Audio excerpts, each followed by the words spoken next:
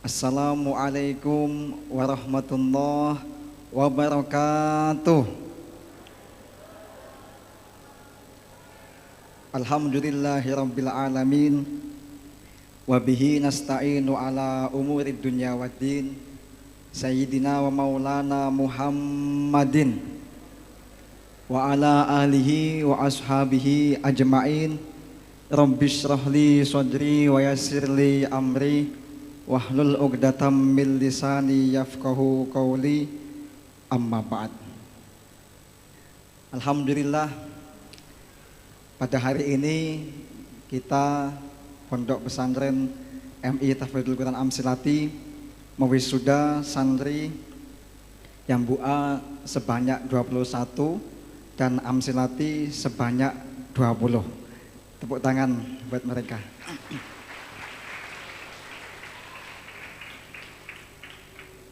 Pada pagi hari ini kami akan menyampaikan tentang penelitian yang kami lakukan, penelitian program-program yang ada di MI Tahfidzul Quran Amsilati. Bisa ditampilkan. Nah, 2 tahun yang lalu, persis 2 tahun yang lalu, kita ngobrol, kita bicara di gedung bawah sana Al-Mubarak. Saya menyampaikan tentang mimpi saya, program-program yang ada di Amsilati. Ada yang BUA, ada Amsilati, ada Takia, dan terakhir adalah Al-Quran.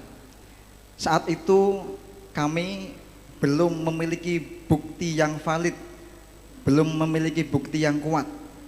Alhamdulillah 2 tahun sudah berjalan. Alhamdulillah kami akan menyampaikan bagaimana hasil-hasilnya. Kita lanjutkan slide berikutnya. Nah, ini 2 tahun yang lalu itu kitab buku pedoman akademik yang dulu saya berikan kepada panjenengan semuanya. Next, berikutnya. Nah, ini programnya. Yang pertama adalah yang BUA. Dulu setelah yang BUA langsung menghafal Al-Quran. Bahkan dulu sejak 2011 itu anak masuk ke pondok MI Amsilati itu langsung menghafal Quran. 2011 saat itu anak masuk langsung menghafal Al-Quran. Ada yang BUA itu baru ketika 2017. Yang BUA ini dimulai dari kelas 1 dan kelas 2, kurang lebih 2 tahunan. Namun tidak menutup kemungkinan apabila santri ini cerdas, maka bisa setahun selesai. Buktinya tadi anak-anak yang BUA yang ada di depan yang membaca Al-Quran, Al-Hakumut Takasur sampai An-Nas, itu mereka kebanyakan 1 tahun yang BUA-nya. Tepuk tangan buat mereka. Yang kedua adalah Amsilati. Amsilati programnya berada di kelas 3, usianya 9 tahun, kurang lebih waktunya selama 1 tahun. Ini program yang kami sampaikan. Yang ketiga adalah kitab dan bahasa. Kitab dan bahasa kelasnya 4, 5, 6, usia 10 sampai 12 selama jenjang waktu 3 tahun. Kenapa bahasa Arab sama bahasa Inggris sekarang belum ada? Kenapa? Karena dulu kami pernah mencoba ketika pertama kali ada kitab, mereka masih belajar menerapkan ilmu Amsilati, sehingga ketika saya kasih bahasa Arab sama bahasa Inggris itu terlalu banyak yang dipelajari ketika awal-awal dulu. Kemudian saya punya inisiatif, nanti program bahasa Arab sama Inggris itu akan diterapkan ketika tahun ketiga, tahun terakhir, 6 bulan terakhir itu baru saya terapkan bahasa Arab dan bahasa Inggris. Dan nanti insya Allah mohon doanya semoga bisa dipraktekkan setiap hari nanti. Nah, kitab ini itu ada apa aja kitab? Kitab itu ada Fathul Qorib dan ada Ibris. Nah, jika di pusat, di Amsilati Pusat itu kitabnya sangat lengkap sekali ya. Ada Fathul Qorib, ada Fathul Mu'in, Fathul Wahab, Alfiyah. Pokoknya lengkap lah di Amsilati Pusat. Nah, ini kalau saya langsung ngambil dari pusat, saya plek copy paste langsung, maka nggak jadi menghafal Quran. Maka saya ambil kira-kira apa yang cukup. Yang cukup, fikih yang cukup untuk anak apa? Alhamdulillah kami musyawarahkan bersama 15 orang, 15 tim.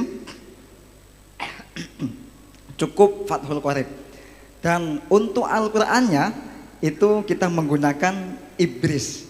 Ibris itu maknai Al-Fatihah sampai An-Nas. Jadi anak-anak yang masuk di Fan Toharoh sama Ubudiyah ini belum Ibris. Nah, ketika masuk Fan Muamalah sudah setahun dia bisa pintar membaca kitab kuning, baru kita masukkan program setoran Ibris, yaitu Al-Fatihah sampai An-Nas. Al-Fatihah sampai An-Nas. Alhamdulillah hari ini sudah ada beberapa takiyah 1 itu mereka sudah mulai Ibrisnya dan sudah mendapatkan 2 juz. Tepuk tangan buat mereka itu. Kemudian yang terakhir adalah Al-Quran. Nanti ketika kelas 7 sampai kelas 9 kurang lebih 3 tahun. Ini kalau putra putri panjenengan, ya kok putri ya. Mohon doanya semoga ada pondok putrinya. Amin amin. Ya, ini kalau putra panjenengan itu mondoknya dari kelas 1 MI. Bagaimana kalau mondok kelas 2, kelas 3? Boleh, nggak masalah. Jadi kami menerima pindahan maksimal kelas 3. Tentunya programnya menyesuaikan ini ya, menyesuaikan. Kita tidak patokannya bukan patokan kelasnya, tapi patokannya adalah patokan programnya. Kita lanjut next. Nah, kemarin kami ada satu masalah. Ternyata anak yang dulu menghafalkan Quran dulu, habis menghafalkan Quran mereka ini masuk ke Amsilati, itu menghafalkan Amsilatinya itu ala menghafalkan Quran. Nah, sekarang anak-anak itu betul-betul menghafalkan Amsilati dan kitab itu pure dari langsung kitab. Nah, kemarin ada masalah sedikit di mana anak itu menghafalkan Amsilatinya kurang lancar. Ya saya wajar, kenapa? Karena mereka belum pernah menghafal Al-Quran. Maka solusinya kemarin sementara itu semuanya saya suruh menghafalkan Quran dulu. Sementara itu kan. Kira-kira masuk enggak ini? Ternyata setelah saya kaji 1 bulan, oh ternyata ketika saya coba menghafalkan semuanya, ternyata malah banyak masalah, lebih banyak itu kan. Jadi saya coba yang anak-anak yang lulus yang BUA yang kemarin itu saya masukkan ke menghafal Quran, dicoba itu kan. Kemudian yang Amsilati langsung menghafal Quran. Kira-kira bagaimana? Yang kitab Fathul Qorib langsung menghafal Quran. Dan yang Takiyah yang sudah Ibris juga menghafal Quran. Nah, itu kami ada masalah dan nanti ternyata setelah kami teliti 1 bulan, alhamdulillah kita sudah menemukan jawabannya. Ternyata yang paling bagus untuk menghafalkan Quran adalah anak yang sudah lulus kitab, anak yang sudah menghafalkan atau yang setoran Ibrisnya. Itu yang pas, yang untuk menghafal Quran. Nah, bagaimana dengan anak Amsilati yang tidak menghafalkan Amsilatinya atau kitabnya itu tidak seperti Al-Quran? Nah, ini saya cukup ngasih sistem, ustadznya ini saya pasang ketua Amsilatinya yang hafal Al-Quran. Kemarin kebetulan ustadz ketuanya itu bukan penghafal Al-Quran, sehingga menerapkannya itu tidak seperti menghafal Al-Quran. Nah, besok ini setelah perpulangan kami tetapkan ustadz yang memegang Amsilati itu wajib sudah hafal Quran, sehingga menerapkan ke anaknya itu seperti menghafal Al-Quran. Kenapa? Karena Amsilati itu adalah pondasi. Amsilati sama Al-Quran itu adalah pondasi. Kalau pondasinya kuat, maka ke atas akan lebih kuat ketika menerima ilmu pasca, ilmu taqiyah, ilmu kitab. Itu mereka akan lebih mudah, lebih cepat membaca kitab kuningnya. Tetapi kalau tidak kuat, maka ya akan goyang gitu. Nah, kami meneliti selama 1 bulan, itu hasilnya begini. Ternyata ini diagram batang pengaruh variabel X terhadap hafalan Al-Quran. Ini Y-nya adalah hafalan Quran. Nah, ada 6 yang mempengaruhi. Yang pertama adalah X1, yang bu'a. Yang bu'a itu thoriqoh, cara untuk membaca Al-Quran. Itu hasilnya 60%. Yang bu'a mempengaruhi menghafal Al-Quran, itu hasilnya 60%. Kemudian amsilati mempengaruhi menghafal Al-Quran, hasilnya 58%. Nah, kok 58, kok sedikit gitu kan pertanyaannya. Nah, ini perlu diketahui Pak Bu, bahwa Y-nya itu yang dipengaruhi adalah hafal Al-Quran. Nah, kalau amsilati itu untuk membaca kitab kuning, maka hasilnya bukan 58%. Saya kasih keterangan bahwa pengaruh amsilati terhadap membaca kitab kuning itu tentu jelas di atas 95%. Tepuk tangan. Ya, buktinya apa? Ya, tentu anak-anak yang mereka ini bisa membaca kitab kuning, pasti itu pengaruhnya dari pure amsilati. Karena nggak mungkin lah mereka sudah mempelajari alfiyah, imriti, nggak mungkin lah itu, nggak mungkin ya. Itu belum. Kemudian yang ketiga, Fathul Qorib. Fathul Qorib itu mempengaruhi menghafal Al-Quran, sementara ini baru 34%. 34%. Ini baru sedikit. Kenapa? Karena saat saya meneliti, saat itu anak-anak baru dapat pojok 6, kebanyakan pojok 6. Sehingga apa? Sehingga mereka belum menemukan ilmu-ilmu fikih. Nah, ini mereka hanya terbantu dari kosakatanya. Nah, yang keempat, ini yang saya tunggu-tunggu 2 tahun yang lalu. Ternyata Ibris. Nah, ini Ibris memaknai Al-Fatihah, memaknai alif lam mim dzalikal kitabul la raiba fihi hudal lil muttaqin alladzina yu'minuna bil ghaibi wa yuqimunas sholata wa mimma razaqnahum yunfikun. Itu dimaknai sama anak-anak itu. Dimaknai semuanya itu. Sekarang mereka sudah dapat 2 juz. Nah, kemarin ketika kami uji coba selama 1 bulan, 2 bulan, ternyata mereka itu yang paling cepat, paling semangat, dan paling bahagia di dalam menghafalkan Al-Quran. Tepuk tangan buat mereka. Kenapa bahagia? Karena mereka ketika menghafalkan Al-Quran, posisinya itu mereka seperti membaca novel. Paham apa yang dibaca, paham sama yang dibaca. Nah, ini ketika saya meneliti, saya tanya sama mereka, ternyata Ibris itu mempengaruhi menghafal Al-Quran sebanyak 90%.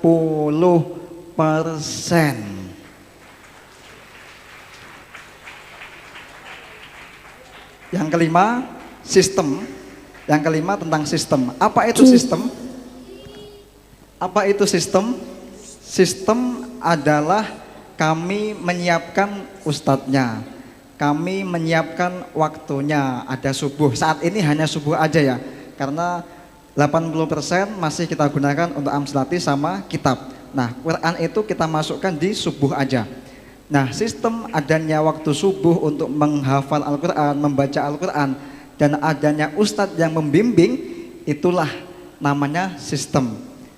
Kemudian, nah sistem itu ternyata hasilnya lebih tinggi, yaitu 94%. Jelas sistem itu penting Kenapa banyak sekali orang yang ingin menghafal Al-Quran setelah paham kitab tapi tidak memiliki guru, nggak memiliki waktu, maka ya nggak hafal, akan susah itu kan, tidak mudah itu kan. Dan yang terakhir adalah menghafal itu sendiri. Nah ini X6 itu menghafal itu sendiri artinya apa? Artinya semangatnya anak dalam menghafalkan Al-Quran itu paling menentukan, yaitu hasilnya 100%, di sini 100% itu hasilnya. Jadi nanti kalau ada yang bertanya, nanti apakah ada garansi enggak? Ada garansi enggak kalau anak yang sudah selesai ibris pasti bisa hafal Al-Quran? Saya katakan ya insya Allah 80%. Nah kenapa 80% kok enggak 100%? Ya karena masih ada yang menentukan yang lainnya, yaitu takdirnya Gusti Allah dan semangatnya anak ini ya. Jadi menghafal adalah semangatnya anak menghafal Al-Quran itu sendiri. Walaupun ibrisnya sudah hatam, tetapi anaknya dia tidak semangat dalam menghafalkan Al-Quran, maka ya sama saja gitu kan. Artinya motivasi anak itu juga sangat mempengaruhi. Next, berikutnya. Jika tadi kan 100%, 90%, masing-masing X itu kami satukan dalam satu kurung, dalam satu lingkaran, kemudian kita masukkan 100%, maka hasilnya begini.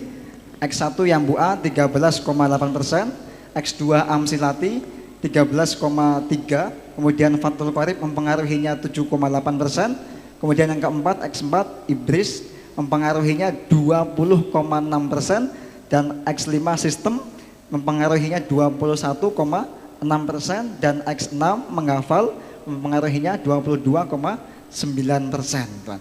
Lanjut. Nah ini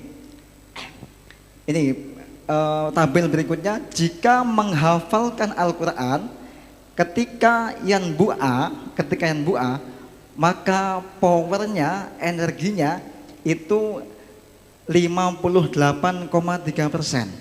Jadi ketika lulus yang Bu A, kemudian anak langsung menghafalkan Al-Quran seperti tahun 2017, maka powernya untuk mencapai menghafal Al-Quran itu kurang lebih 58,3%.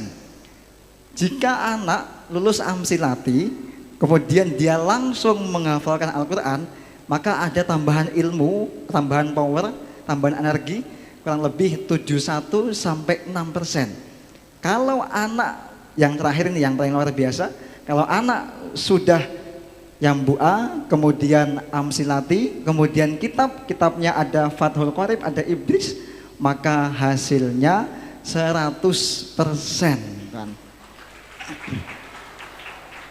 Insya Allah. Tadi saya katakan bahwa ini tentu kembali kepada anaknya, semangatnya atau enggaknya itu kan. Terakhir, next. Nah ini timingnya seperti ini. Ketika anak kelas 1, 2 yang Bu A, maka energi anak itu 100% dalam satu hari itu full untuk yang Bu A. Targetnya apa? Targetnya bisa membaca dan bisa nulis Arab Indonesia. Nomor 2, Amsilati kelas 3. Maka dalam satu hari itu 80% waktunya anak itu untuk mempelajari Amsilati dan 20% untuk membaca Al-Quran, bukan menghafal ya, membaca Al-Quran. Targetnya dalam setahun 3 kali khataman. Ketika masuk ke Takia nomor 3, Takia itu ada selama 3 tahun. Nah tahun pertama itu mereka Fathul Qorib dan targetnya adalah 7 kali khataman. Nah kemudian yang Takia nomor yang bagian bawah ini, ketika dia sudah masuk ke Ibris, maka mulai itulah anak sudah mulai menghafalkan Al-Quran. Karena kemarin saya uji coba, ini sangat bagus sekali nih, sangat bagus jika langsung menghafal Al-Quran.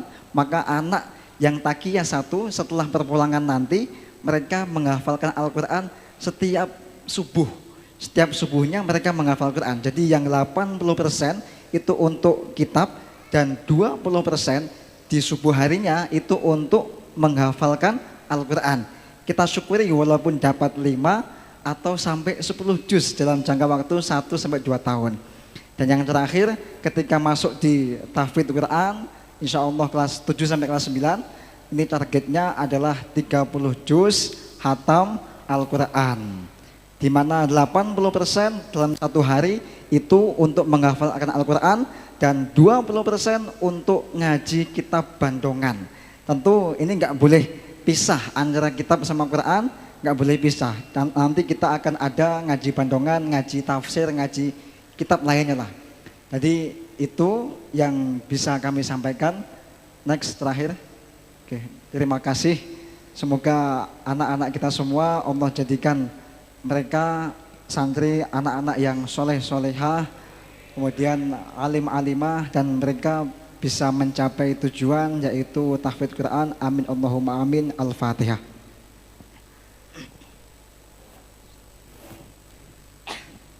Terima kasih. Wassalamualaikum warahmatullahi wabarakatuh.